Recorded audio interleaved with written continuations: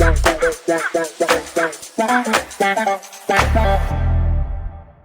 To my podcast. इस podcast में मैं बात करने जा रहा हूँ उस इंसान से जिसको मैं ही नहीं, मेरा पूरा डिपार्टमेंट और पूरी Purnima university as a best anchor के रूप में जानते हैं। जी हाँ, मैं उनकी बात कर रहा हूँ जिनसे आप रूबरू वाकिफ हो चुके हैं। देखा ही होगा आपने, लक्ष्य में भी इनको देखा होगा एंकरिंग करते हुए, कितनी बढ़िया एंकरिंग करते हैं। तो चलिए मिलते हैं और पॉडकास्ट करते हैं उनके साथ, उनकी थोड़ी पब्लिक स्पीकिंग या उनकी एंकरिंग की थोड़ी नॉलेज लेते हैं ताकि आगे किसी को टिप्स दे सके कि वो भी अपनी एंकरिंग अच्छी कर सके। तो चलिए मिलते हैं करण Selvan. Thank you, Devendra. Thank you for having me in this podcast. कहना चाहती है कि अगर हम कोई चीज़ स्टार्ट करते हैं, सिंगल मोस्ट कौन सी एक इम्पॉर्टेंट चीज़ होती है एज अ एंकर कि आप उसको स्पीच को स्टार्ट करने से पहले ड्राफ्ट करके रखते हैं, ऐसी कौन सी इम्पॉर्टेंट चीज़ है? देखिए, मैं ये मानता हूँ कि कोई भी स्पीच अगर हम एंकरिंग कर रहे हैं या पब्लिक स्पीकिंग कर रहे हैं, उसमें पहली चीज़ जो हमें ध्यान रखनी चाहिए वो ये रखनी चाहिए कि हमारी ऑडियंस कौन सी है और हम कौन सा इवेंट होस्ट करने जा रहे हैं। Either it's a formal event और it's a informal event, it's a corporate meet और it's a like a wedding event, what kind of audience are there. अगर कोई फॉर्मल इवेंट है तो हमें उस हिसाब से उस चीज़ को प्रेजेंट करना पड़ेगा। अगर कोई कॉर्पोरेट मीट्स है तो हमें उस हिसाब से ही फॉर्मल रह के, स्पीच से स्टिक रह के चीज़ें करनी पड़ेंगी। कोई इनफॉर्मल इवेंट है तो हमें ऑडियंस के हिसाब से वो क्या फील करते हैं, वो कैसे हम उन्हें ज़्यादा इंगेज कर सकते हैं। क्योंकि इनफॉर्मल इवेंट्स जो होते हैं जहाँ पे नाच गाना ज़्यादा होता है, उसमें हमें एनर्जी ज़्यादा लगानी पड़ती है, स्क्रिप्ट से हट के अपना प्रेजेंस लगाना पड़ता है, कैसे ऑडियंस रिएक्ट कर रही है उस हिसाब से स्पीच को शेप करना पड़ता है। और फॉर्मल में हमें स्पीच से थोड़ा स्टिक रहना पड़ता है और चीज़ें उस हिसाब से ड्राफ्ट करनी पड़ती है। तो ये डिफरेंस रहता है, हमें ऑडियंस को समझना बहुत ज़रूरी है, वरना चीज़ें काफ़ी कंफ्यूजिंग हो जाती है एक पब्लिक स्पीकर के लिए। ठीक है, जो मेरा नेक्स्ट क्वेश्चन रहेगा आपसे वो ये रहेगा कि किस तरीके से, मतलब ऐसी कौन सी एक स्पीकर के पास इफेक्टिवनेस होती है कि वो नर्वसनेस अपनी स्टेज पे जाके कम कर सकता है? ऐसी कौन सी, मतलब आप अगर लक्ष्य कर रहे थे तब आपको नर्वसनेस हो रही होगी कहीं ना कहीं पे, तो आपने उसको कंट्रोल कैसे किया?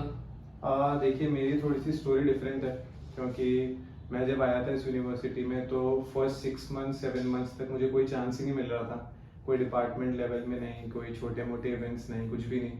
50-100 लोगों के इवेंट्स में, सेमिनार्स में भी मुझे नहीं मिल रहा था चांस। बट फिर लक्ष्य के ऑडिशंस हुए, जैसा आपने कहा पहली बार लक्ष्य हो रहा था, हम भी फर्स्ट ईयर में थे, एक्साइटेड थे। मेरा मन भी नहीं था ऑडिशंस पे जाने का, बट मेरा एक फ्रेंड आया एंड उन्होंने मुझे कन्विंस करा कि एक बार ऑडिशंस दे के आते हैं।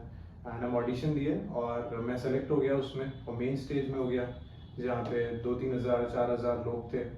मैं बहुत एक्साइटेड था, बट एक्चुअली उस टाइम मैं ऐसा फील कर रहा था कि शायद मुझे कभी वापस इवेंट नहीं मिलेगा। I had nothing to lose in that event.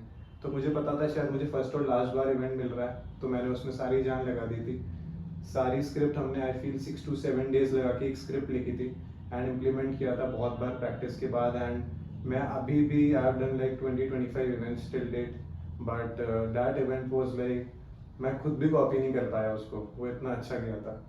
So I feel practice is something which always makes a man perfect.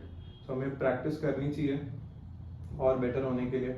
एक पब्लिक स्पीकर भी अगर काफ़ी गैप में आता है, एक इवेंट करने के बाद कुछ मंथ्स का गैप लेता है, वापस आता है, तो उससे भी नर्वसनेस होती है, क्योंकि कहीं ना कहीं हमारी आइडेंटिटी लूज हो जाती है एज अ स्पीकर कि हम सच में स्पीकर है कि नहीं। तो कंटिन्यूसली प्रैक्टिस करना, कंटिन्यूसली इवेंट्स में आना, प्रेजेंट करना अपने आप को, जितना बार आप आते जाओगे, प्रैक्टिस करते जाओगे, आपका माइंड कन्विंस होता जाएगा कि हाँ, मैं एक पब्लिक स्पीकर हूँ, मैं एक एंकर हूँ।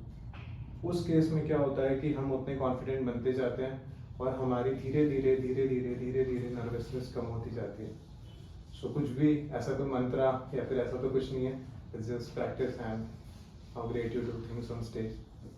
One question coming from my audience is that they want to know the 3 tips or hooks to attract their audience quickly. And because I am asking this question from you and my audience, because you are the very experienced person, you already do the anchoring for the Purnima University in the past 3 years. So you can the best person who can give the tips or hooks for my audience to do the best anchoring. Correct. Yeah, I feel having a good hooks are very crucial for anchoring. And I feel, if I'll tell you with my experience, as I have done events with Rajasthan Royals, Saman Gupta, and many great personalities. So what one thing I have learned, first of all, you should know like the whole information about them, so that you can indirectly tell the informations when you are hosting an event. Then after telling those informations or hooks, you can start with like announcing their names. What it creates excitement within people and the audience, like who is coming, and it gives you a very great start. So you should have all the information about them. Secondly, you should be creative enough. You should have those catchy lines, catchy memes in your head, those songs, those plays, so that you can just start very like relatively with the audience. It's very crucial. Third, your body language plays a very crucial role while doing anchoring, because you know, even if you just like even if you choke in the middle, like when you are performing, your body language can save everything, your confidence can save everything. Even if you are not able to speak good words, or you forget the script and you are not going good, your body language just can take over anything. So in the starting, your body language, your creativity, and the information about that person, if these things are being aligned, I feel you can just give it a good hook or a good start for your event. Thank you, Karan, for my this broadcast, and thank you guys for being my in this podcast lively or indirectly when I post this podcast in YouTube or my channel. So this video is basically produced by the Dev Groups, and he is the part of the our podcast. So thank you for this podcast, and I will meet you in the next podcast with someone else and the experienced person. Thank you. Welcome.